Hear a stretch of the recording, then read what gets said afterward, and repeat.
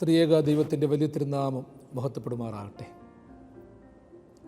അനുഗ്രഹിക്കപ്പെട്ട സഹോദരങ്ങളെ, സങ്കീർത്തന മാധുരി എന്ന നമ്മുടെ പഠന പരമ്പരയിലേക്ക് ഏവരെയും ഹൃദ്യമായി സ്വാഗതം ചെയ്യുന്നു.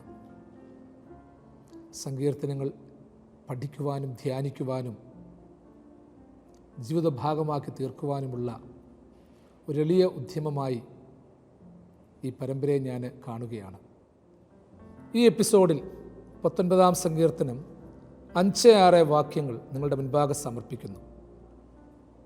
അത് മണവറയിൽ നിന്ന് പുറപ്പെടുന്ന മണവാളന് തുല്യം, വീരനെ പോലെ തൻ്റെ ഓട്ടം ഓടുവാൻ സന്തോഷിക്കുന്നു. ആകാശത്തിൻ്റെ അറ്റത്ത് നിന്ന് അതിൻ്റെ ഉദയവും ആറുതി വരെ അതിൻ്റെ സഞ്ചാരപഥവുമാകുന്നു. അതിൻ്റെ ഉഷ്ണമേൽക്കാതെ മറഞ്ഞിരിക്കുന്നത് ഒന്നുമില്ല. ഈ സങ്കീർത്തനത്തിൻ്റെ ഒരു പ്രത്യേകത ഞാൻ ആദ്യമേ പറഞ്ഞു.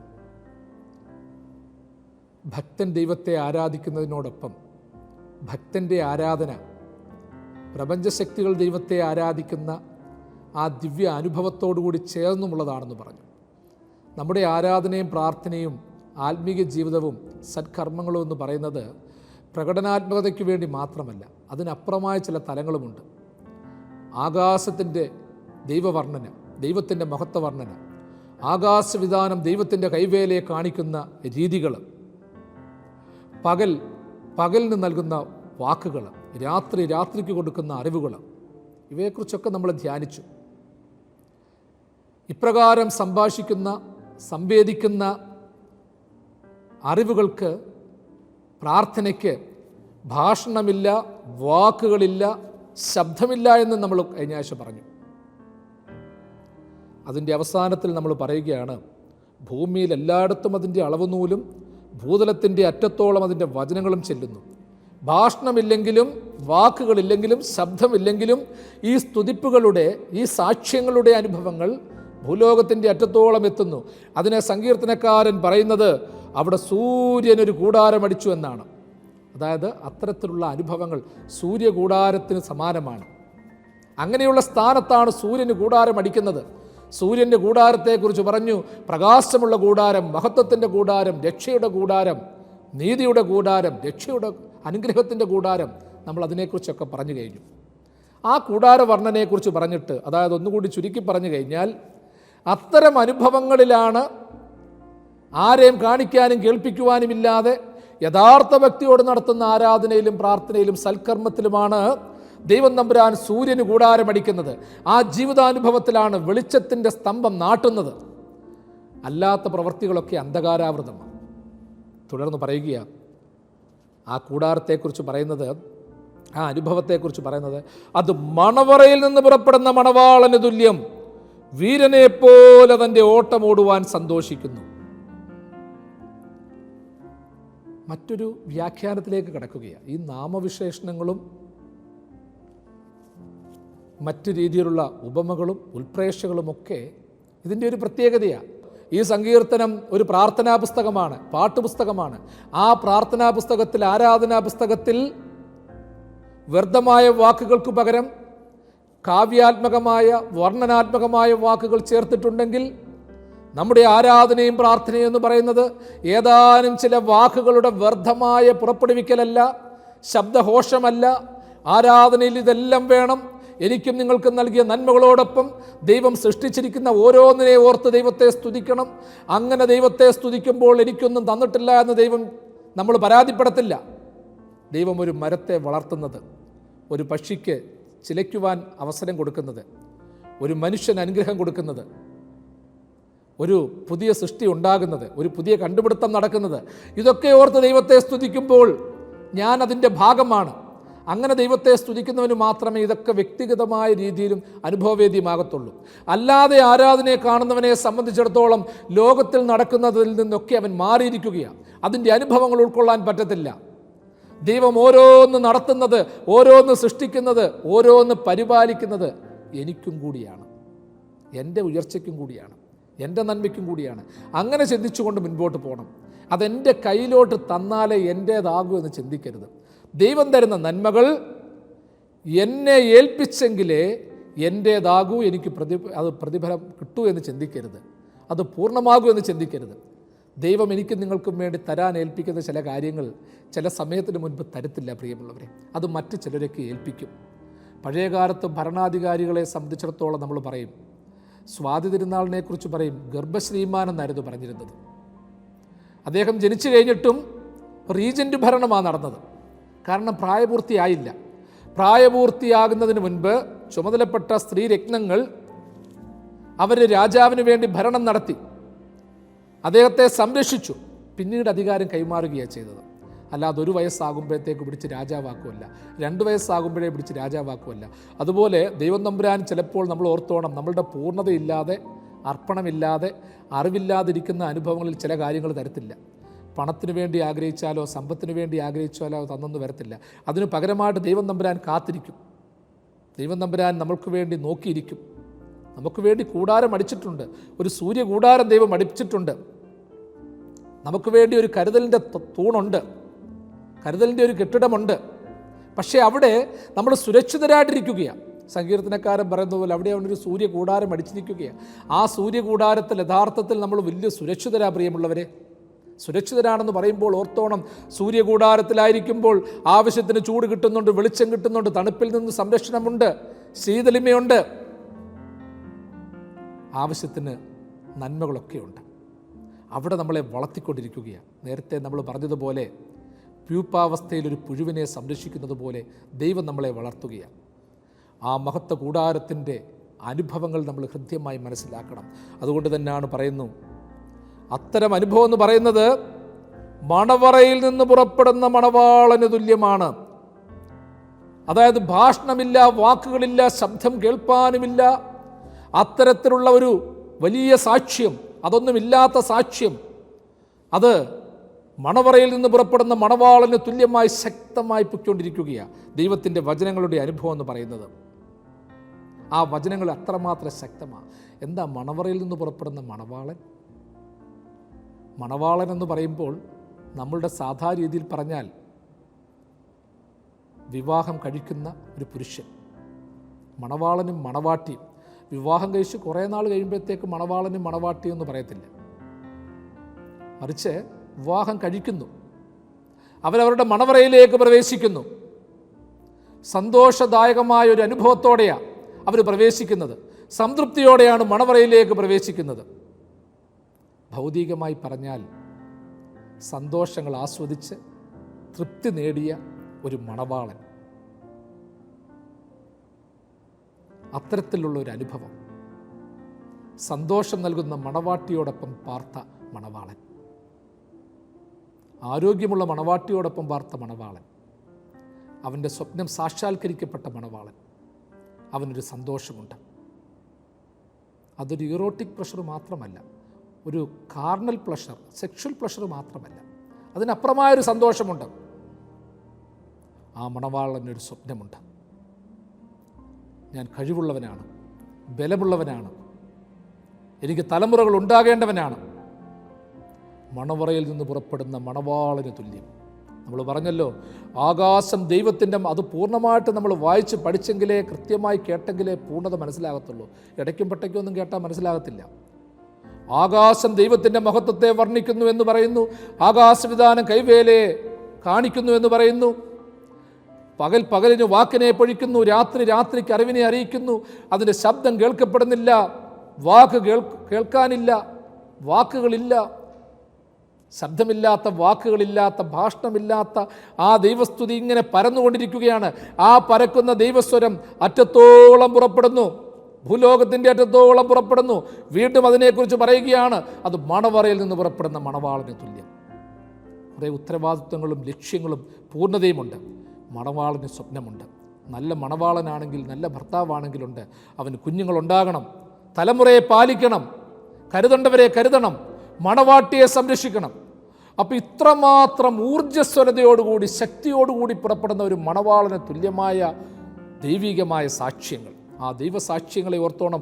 അതുവരെ ആ സാക്ഷ്യങ്ങളെന്ന് പറയുന്നത് നമ്മൾ ഓർത്തോണം, ജീവനില്ലാത്ത ചില വസ്തുക്കളായിട്ട് തോന്നിയാലും ഇവിടെ ഇപ്പോൾ ഇതാ ജീവനുള്ള വസ്തുവായിട്ട്, ജീവനുള്ള ഒരു വ്യക്തിയോട് അതിനെ താതാത്മ്യപ്പെടുത്തുകയാണ്, അതിനെ സാക്ഷിക്കുകയാണ്.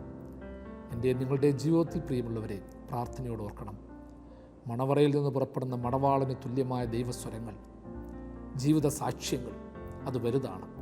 വീണ്ടും അതിൻ്റെ പ്രായോഗിക തലത്തെക്കുറിച്ച് നമുക്ക് ചിന്തിക്കാം, മാനുഷിക തലത്തെക്കുറിച്ച് ചിന്തിക്കാം. ഞാൻ പറഞ്ഞല്ലോ, മണവറയിൽ നിന്ന് പുറപ്പെടുന്ന മണവാളൻ, അവന് സ്വപ്നങ്ങളുണ്ട്. നിങ്ങളും ഞാനുമൊക്കെ ഭൗതിക മണവറയിൽ നിന്ന് മാത്രമല്ല, ദൈവത്തിൻ്റെ മണവറയിൽ നിന്ന് പുറപ്പെടുന്ന മണവാളന്മാരാണ്, മണവാട്ടികളാണ്. ദൈവത്തിൻ്റെ മണവറയിൽ നിന്ന് പുറപ്പെടുന്ന മണവാളന്മാർക്കും മണവാട്ടികൾക്കും ഒരുപാട് ഉത്തരവാദിത്തങ്ങളുണ്ട്. ആ മണവറയിലേക്ക് പ്രവേശിക്കുവാൻ കാത്തിരിക്കേണ്ട അനുഭവമുണ്ട്. ബുദ്ധിയുള്ള കന്യകമാരെ പോലെ നിർമ്മലതയോടും വിശുദ്ധിയോടും കൂടി ദിവ്യമായ ഒരുക്കത്തോടെ കാത്തിരിക്കേണ്ട അനുഭവമുണ്ട്. മണവറയിൽ നിന്ന് എല്ലാവരും മണവാട്ടിമാരായിട്ടിരിക്കുന്നുണ്ട്, കന്യകമാരായിട്ടിരിക്കുന്നുണ്ട്. എല്ലാ കന്യകമാരും തിരഞ്ഞെടുക്കപ്പെട്ട കന്യകമാരാകുന്നില്ല. ബുദ്ധിയുള്ളവരെ തിരഞ്ഞെടുത്തു, ബുദ്ധിയില്ലാത്തവർക്ക് മണവറവാതിൽ മണവാളൻ തുറന്നു കൊടുത്തില്ല. ഇവിടെയും ഓർത്തുകൊള്ളണം, അങ്ങനെ ചേർക്കപ്പെട്ട ആ ദിവ്യ കന്യകാത്വമുള്ള മണവാളനും മണവാട്ടിയുമായിട്ട് മാറുന്ന ഒരു അനുഭവമുണ്ട്. ഇതിൻ്റെ ആത്മീകമായൊരു അനുഭവത്തിലേക്ക് വീണ്ടും നമ്മൾ തിരിഞ്ഞു നോക്കണം. എനിക്ക് നിങ്ങൾക്കും വേണ്ടി ഒരുക്കപ്പെട്ട, നമ്മളെ കാത്തിരിക്കുന്ന ഒരു സ്വർഗീയ മണവാളനുണ്ട്. ആ മണവാളനോട് ചേരാൻ കാന്തയായ സഭ കാത്തിരിക്കുകയാണ്. ആ മണവാളൻ തൻ്റെ മണവറയിൽ നിന്ന് പുറപ്പെടുന്നത്, തൻ്റെ സൂര്യകൂടാരത്തോട് ചേർന്ന് പുറപ്പെടുന്നത്, തൻ്റെ വെളിച്ചകൂടാരത്തോട് ചേർന്ന് പുറപ്പെടുന്നത് നമ്മളെ ചേർക്കുവാൻ വേണ്ടിയാണ്. മണവറയിൽ നിന്ന് പുറപ്പെടുന്ന മണവാളൻ കർത്താവിൻ്റെ രണ്ടാമത്തെ വരവുമായി ബന്ധപ്പെടുത്തി നമുക്കതിനെ ചിന്തിക്കാം. ദൈവവചനങ്ങളുടെ ഒരു സാക്ഷ്യം എന്ന് പറയുന്നത് അതാ, പ്രിയമുള്ളവരെ. കർത്താവ് സാക്ഷിച്ച ഒരുപാട് വചനങ്ങളുണ്ട്, അവൻ്റെ ദാസന്മാർ സാക്ഷിച്ച ഒരുപാട് വചനങ്ങളുണ്ട്, ജീവൻ കൊടുത്ത് സാക്ഷിച്ച വചനങ്ങളുണ്ട്. ആ വചനങ്ങളെയൊക്കെ എന്ന് പറയുന്നത് മണവറയിൽ നിന്ന് പുറപ്പെടുന്ന ആ മണവാളന് വേണ്ടിയുള്ളതായിരുന്നു. ആ മണവാളന് വേണ്ടിയുള്ള സാക്ഷ്യങ്ങളായിരുന്നു. കാന്തനുമായിട്ട് നമ്മൾ ചേരുവാൻ കാത്തിരിക്കുകയാണ്. സ്വർഗത്തിൻ്റെ സ്നേഹമണി നാദം കേൾക്കുവാൻ കാലമായി. കാഹളനാദം കേൾക്കാറായി കുഞ്ഞാട്ടിൻ കാന്തേ, വ്യാകുലകാലം തീരാറായി ക്രൂശിൻ സാക്ഷികളെ.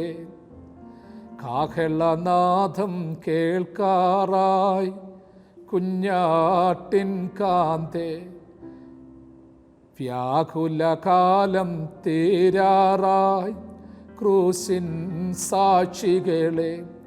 കർത്താവിൻ്റെ മഹത്വ വർണ്ണനയിലും മഹത്വ വചനത്തിലും പ്രത്യാശയോടുകൂടി, ധൈര്യത്തോടുകൂടി അതിനുവേണ്ടി ശക്തമായി പുറപ്പെടുന്ന വിശ്വാസികൾ കാത്തിരിക്കുന്ന ഒരു മണവാളനുണ്ട്. ഒത്തിരി ഉത്തരവാദിത്തങ്ങളുള്ള മണവാളൻ, നമ്മെ ചേർക്കുവാനുള്ള മണവാളൻ, നമ്മെ സ്നേഹിക്കുന്ന മണവാളൻ, എന്നെ നിങ്ങളെയും നെഞ്ചോട് ചേർക്കുവാനുള്ള മണവാളൻ, അവന് വേണ്ടിയാണ് കാത്തിരിക്കുന്നത്. ആ മണവാളനെ പറ്റി ഉത്തമഗീതം 5-ാം അധ്യായം 10-ാം വാക്യത്തിൽ പറയുന്നത്, എൻ്റെ പ്രിയൻ വെണ്മയും ചുവപ്പുള്ളവനാണ്, 10,000-ങ്ങളിൽ അതിശ്രേഷ്ഠൻ. പാട്ടുകാരൻ പാടിയല്ലോ, എൻ പ്രിയനെ പോൽ സുന്ദരനായി ആരെയും ഞാനുലകിൽ കാണുന്നില്ല, മേലാലും ഞാൻ കാണുകയില്ല. സുന്ദരനാം മനോഹര നിന്നെ പിരിഞ്ഞി ലോകയാത്ര, പ്രാകൃതരാം ജാരന്മാരെ വരിക്കുമോ വത്സല. മണ്ണെ പ്രതി മാണിക്യം വേടിയോകില്ല ഞാൻ. ആ പാട്ടിൻ്റെ അവസാന ഭാഗത്ത് പാടുന്നു, പ്രേമമെന്നിൽ വർദ്ധിക്കുന്നേൻ പ്രിയനോട് ചേരുവാൻ, നാളുകൾ ഞാൻ എണ്ണി ജീവിച്ചിടുന്നേൻ. പ്രേമമെന്നിൽ വർദ്ധിക്കുന്നേൻ പ്രിയനോട് ചേരുവാൻ, നാളുകൾ ഞാൻ എണ്ണി ജീവിച്ചിടുന്നേൻ. എൻ പ്രിയനെ പോൽ സുന്ദരനായി ആരെയും ഞാൻ ഉലകിൽ കാണുന്നില്ല, മേലാലും ഞാൻ കാണുകയില്ല. ആ 5 വാക്യങ്ങൾ ചേർന്ന് ഒന്ന് പറയുകയാണെങ്കിൽ, ഒറ്റ വാക്കിൽ ഒന്ന് വ്യാഖ്യാനിക്കുകയാണെങ്കിൽ, ആകാശവിധാനങ്ങൾ ദൈവത്തിൻ്റെ മഹത്വത്തെ വർണ്ണിക്കുന്നു. നമുക്കറിയാത്തൊരു വർണ്ണന, ഒരു സാക്ഷ്യം നടത്തുന്നു. ആദ്യഘട്ടത്തിൽ ആ സാക്ഷ്യത്തെക്കുറിച്ചൊക്കെ പറഞ്ഞു, അവൻ്റെ കൈവേലയെ കാണിക്കുന്നുണ്ട്. അത് പകലിന് വാക്ക് പൊഴിക്കുന്നു, രാത്രിക്ക് അറിവ് കൊടുക്കുന്നു. എന്നിട്ട് വീണ്ടും പറയുന്നു, ആ സാക്ഷ്യം എന്ന് പറയുന്നത് ഭാഷണമില്ലാത്തൊരു സംഭാഷണം, വാക്കുകളില്ലാത്ത വാക്കുകളിലൂടെ, ശബ്ദമില്ലാത്ത ശബ്ദത്തിലൂടെ അതിങ്ങനെ സംവേദിച്ചുകൊണ്ടിരിക്കുകയാണ്. ലോകത്തിൻ്റെ അറ്റത്തോളം അത് പുറപ്പെട്ടുകൊണ്ടിരിക്കുകയാണ്. അങ്ങനെ പുറപ്പെട്ടുകൊണ്ടിരിക്കുന്ന ആ പ്രയാണത്തിൽ അവൻ സൂര്യനൊരു കൂടാരമടിച്ചു. ദൈവവചനം കൊണ്ട് രൂപപ്പെടുത്തിയ യഥാർത്ഥ നീതിസൂര്യനായ തമ്പുരാൻ്റെ ഒരു കൂടാരം. ആ നീതി കൂടാരത്തെക്കുറിച്ച് വീണ്ടും പറയുന്നു, അവിടെ നിന്ന് പുറപ്പെടുന്ന ആ വചനത്തിൻ്റെ നായകൻ, ആ വചനമുണ്ടാക്കിയവൻ, ആരെ ആകാശവും ആകാശവിധാനവും ലോകവും സാക്ഷിക്കുന്നുവോ അവനെക്കുറിച്ച് പറയുന്നു. മണവറയിൽ നിന്ന് പുറപ്പെടുന്ന മണവാളന് തുല്യമായ വാക്കുകൾ കൊണ്ട് മണവാളനെ സൃഷ്ടിക്കുന്നു. സാക്ഷ്യങ്ങൾ കൊണ്ട്, ഉപദേശങ്ങൾ കൊണ്ട് നമ്മൾ കാണാത്തതായ മണവാളനെ ലോകത്തിന് പ്രകടിപ്പിക്കുന്നു. സാക്ഷ്യത്തിലൂടെ ദൈവത്തെ ലോകത്തിന് അറിയിച്ചു കൊടുക്കുന്നു. ആ മണവാളന് വേണ്ടി കാത്തിരിക്കുന്ന മണവാട്ടിയായി നമുക്കുമായി തീരാം. വീരനെ പോലെ തൻ്റെ ഓട്ടം ഓടുവാൻ സന്തോഷിക്കുന്ന മണവാളൻ. ദൈവത്തിൻ്റെ വചനത്തിൻ്റെ ശക്തി അതാ.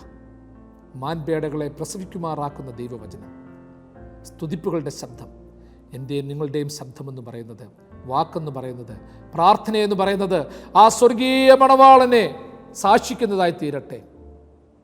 മണവറയിൽ നിന്ന് പുറപ്പെട്ടു വരുന്ന മണവാളൻ്റെ സന്തോഷം പോലെ നമ്മുടെ പ്രവൃത്തിയിലും വാക്കിലും ജീവിതത്തിലും ദൈവം സന്തോഷിക്കട്ടെ. ആ മണവാളൻ്റെ ഉത്തരവാദിത്വം എൻ്റെയും നിങ്ങളുടെയും ജീവിതത്തിൽ ഉയർന്നു കാണുവാനിടയാകട്ടെ. ആ മണവാളൻ്റെ നോട്ടവും, ആ മണവാളൻ്റെ വസ്ത്രധാരണവും, വെണ്മയും ചുവപ്പുമുള്ള മണവാളൻ്റെ സാമീപ്യവും നമ്മളെ ശക്തീകരിക്കട്ടെ. വീരനെ പോലെ തൻ്റെ ഓട്ടം ഓടുവാൻ തക്കവണ്ണം സന്തോഷിക്കുന്ന ആ അനുഭവം പോലെ ദൈവവചനം പറഞ്ഞു തീർക്കുവാനുള്ള, എത്തിക്കുവാനുള്ള ഒരു പ്രവർത്തനത്തിൽ നമ്മളുമായി തീരട്ടെ. വീരൻ തൻ്റെ ഓട്ടം ഓടുവാൻ തക്കവണ്ണം ധൈര്യപ്പെടുന്നു. അതുപോലെ കർത്താവിൻ്റെ വചനം ലോകത്തിൻ്റെ അറ്റത്തോളം എത്തിക്കുവാനുള്ള ധീരത, വീരത്വം ഒക്കെ നമ്മുടെ ജീവിതത്തിലും ഉണ്ടാകട്ടെ. തുടർന്ന് പറയുകയാണ്, ആകാശത്തിൻ്റെ അറ്റത്ത് നിന്ന് അതിൻ്റെ ഉദയവും ആറുതി വരെ അതിൻ്റെ സഞ്ചാരപഥവുമാകുന്നു. അതിൻ്റെ ഉഷ്ണമേൽക്കാതെ മറഞ്ഞിരിക്കുന്നത് ഒന്നുമില്ല. ആകാശത്തിൻ്റെ അറ്റത്ത് നിന്ന് അതിൻ്റെ ഉദയവും അറുതി വരെ അതിൻ്റെ സഞ്ചാരപഥവുമാകുന്നു. ചിലപ്പോൾ നമുക്ക് തോന്നും ഈ വാക്കുകൾ പരസ്പരം യോജിക്കാത്ത വാക്കുകളാണെന്ന്, ചേരാത്ത വാക്കുകളാണെന്ന്.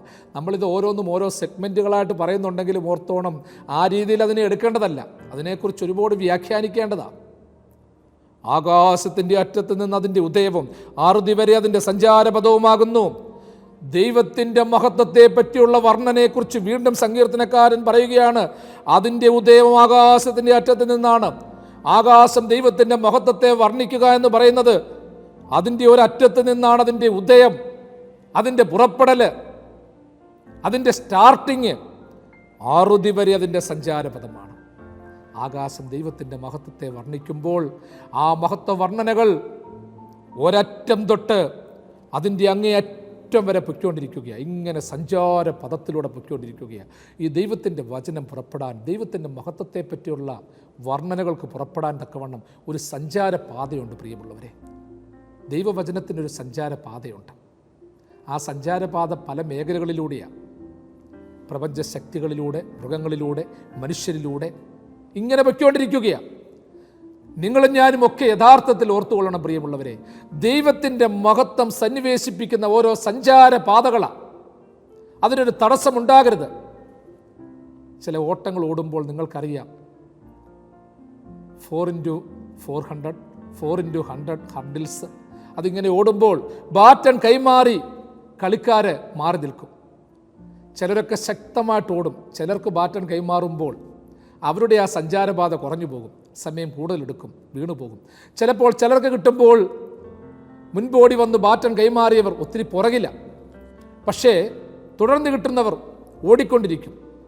എൻ്റെ ദൈവത്തിൻ്റെ വചനങ്ങളുടെ പ്രയാണത്തിൻ്റെ സഞ്ചാരപാത അതെന്നിലെത്തുമ്പോൾ ഒരു തടസ്സം വരരുത്. എൻ്റെ പൂർവികർ ശക്തമായി സംവേദിപ്പിച്ചതാണ്. നന്മപ്രവർത്തികളുടെ സഞ്ചാരപാതയുണ്ട്. ദൈവവചനമെന്ന് പറയുമ്പോൾ ഓർത്തോണം, സാക്ഷ്യമെന്ന് പറയുമ്പോൾ അതിൽ നന്മകളുണ്ട്. നന്മയ്ക്കൊരു സഞ്ചാരപാതയുണ്ട്, തിന്മയ്ക്കുമൊരു സഞ്ചാരപാതയുണ്ട്. ദൈവത്തിൻ്റെ ഈ പ്രീ പ്ലാൻഡായിട്ടുള്ള ഈ ഒരു പ്രത്യേകിച്ചുള്ള ഒരു ജേർണിയുണ്ട്, ഒരു യാത്രയുണ്ട്. ട്രാവലോഗ് ചെയ്യുന്നവർ, വ്ളോഗേഴ്സിനെ നമുക്കറിയാം. അവരുടെ യാത്രയെപ്പറ്റിയുള്ള വർണ്ണനകൾ നൽകാറുണ്ട്. അവർ നൽകുമ്പോൾ ചിലപ്പോൾ ചില പുതിയ വഴിത്താരുകൾ നൽകാറുണ്ട്, പുതിയ ചില വഴികൾ കണ്ടുപിടിക്കാറുണ്ട്. ആയതുപോലെ നിങ്ങളും ഞാനുമൊക്കെ പ്രാർത്ഥനയോടും ഭക്തിയോടും വിശുദ്ധിയോടും നിർമ്മലതയോടും കൂടി എപ്പോഴും ഓർത്തുകൊള്ളണം, എൻ്റെ ജീവനുള്ള ദൈവമേ, നിൻ്റെ സഞ്ചാരപാത ഒരുക്കുവാൻ തക്കവണ്ണം ഒരു തയ്യാറെടുപ്പുണ്ടാകണം. ജെറൂസലേമിൽ നിന്നെ സ്വീകരിക്കുവാൻ തക്കവണ്ണം ഓടിക്കൂടിയ ബാലന്മാരെ പോലെ, ആ സാധാരണക്കാരെ പോലെ നിൻ്റെ വഴിക്ക് മുൻപിൽ പൂക്കൾ വിതറി വസ്ത്രങ്ങൾ വിതറി നിന്നെ സ്വീകരിച്ചവരെ പോലെ ഞാനും ഒരു സഞ്ചാരപാത ഒരുക്കണം.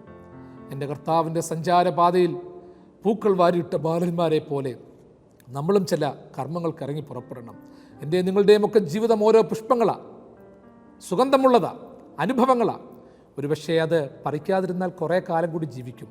പൂക്കൾക്കൊരായുസ്സുണ്ട് പ്രിയമുള്ളവരെ. പക്ഷേ അന്ന് കർത്താവിൻ്റെ പാദപീഠത്തെ അലങ്കരിക്കുവാൻ തക്കവണ്ണം ആ പൂക്കൾ പറിച്ചിട്ടെങ്കിൽ അവൻ്റെ സ്പർശനം കിട്ടിയ പൂക്കളായി അവ മാറ്റപ്പെട്ടു.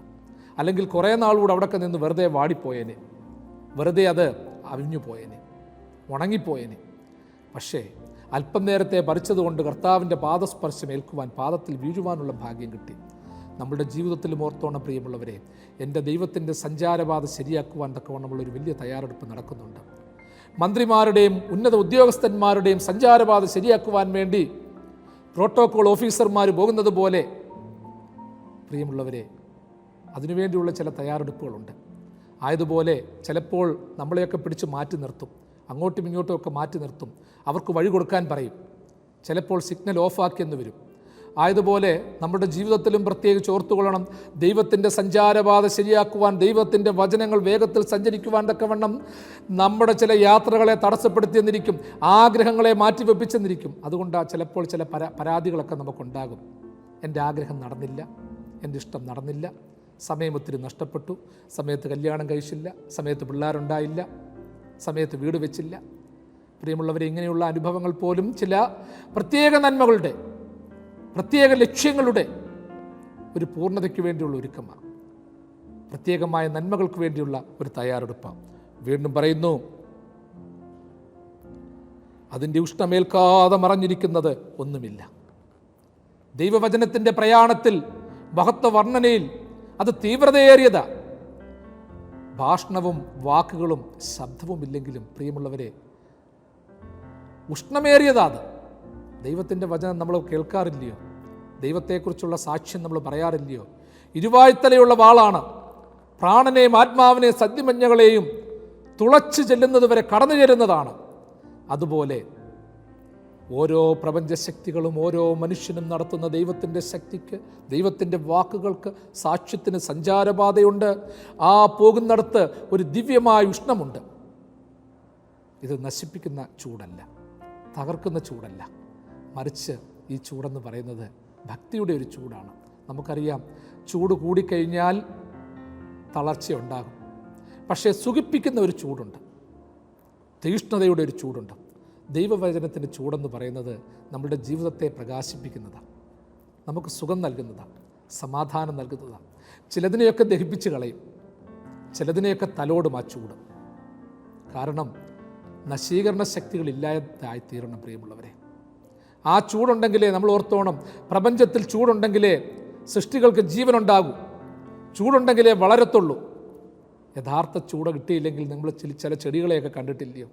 അത് വരണ്ടു പോകും, അത് ചൂടലില്ലാണെന്ന് പറയും. ചൂടല്ല എന്ന് പറഞ്ഞാൽ ശുദ്ധമായ ചൂട് കിട്ടാതെ വളരുന്ന ചില ചെടികളുണ്ട്, ചൂടലിൽ പെട്ടു പോകുന്നുണ്ട്. ഇന്ന് വളർച്ചയിൽ ചൂടലിൽ പെട്ടുപോയ ജീവിതാനുഭവങ്ങൾ നമുക്കുണ്ട്. അതിൻ്റെ ഉഷ്ണമേൽക്കാതെ മറഞ്ഞിരിക്കുന്നതൊന്നുമില്ല, ദൈവത്തിൻ്റെ ഉഷ്ണമേൽക്കാതെ മറഞ്ഞിരിക്കുന്നതൊന്നുമില്ല. എൻ്റെ പ്രിയപ്പെട്ടവരെ, ദൈവത്തിൻ്റെ ഉഷ്ണമേൽക്കുക എന്ന് വെച്ചാൽ ദൈവവചനത്തിൻ്റെ ഉഷ്ണമേൽക്കുക, അത് വളരെ ശക്തമാണ്. പശ്ചാത്താപത്തിലേക്ക് നയിക്കാനുള്ളൊരു ചൂടാണ്. ചിലതൊക്കെ ചില വചനങ്ങൾ നമ്മളെ കോൾമേർ കൊള്ളിക്കും, ചിലത് നമ്മളെ കുത്തി നോവിക്കും.